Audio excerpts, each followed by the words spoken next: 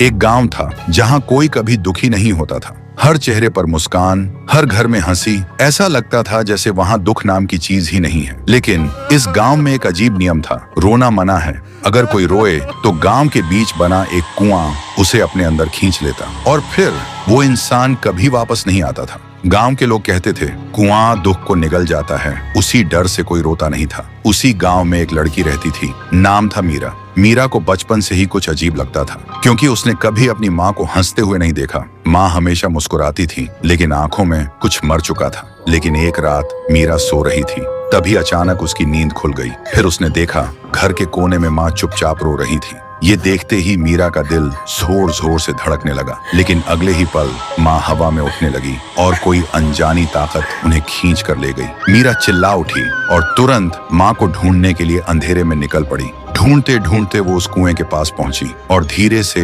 कुएं के अंदर झांका। लेकिन उसने जो देखा, उसकी सांस रुक गई। अंदर पानी नहीं था, बल्कि हजारों लोगों के चेहरे थे जो हंस रहे थे। तभी कुएं के अंदर से एक आवाज आई, हमें बाहर निकालो। और अचानक कुएं से एक काली छाया बाहर निकली। वो थी राई स्टार की टूटी हुई आत्मा। राई स्टार की आत्मा ने धीरे से कहा, ये लोग खुश रहना चाहते थे तो मैंने उनका दुख ले लिया। मीरा कांपते हुए बोली, लेकिन ये तो मर रहे हैं, तुम ऐसा क्यों कर रहे हो? तभी राई स्टार की आत्मा धीरे से बोला, बचपन में ही मेरी माँ मर चुकी थी। मैं सिर्फ अपने पापा के साथ रहता था, लेकिन पापा हर वक्त शराब में डूबे रहते थे। घर में खाने के लिए कुछ नहीं होता था और जब मैं भूख से रोता था तो वो मुझे मारते थे।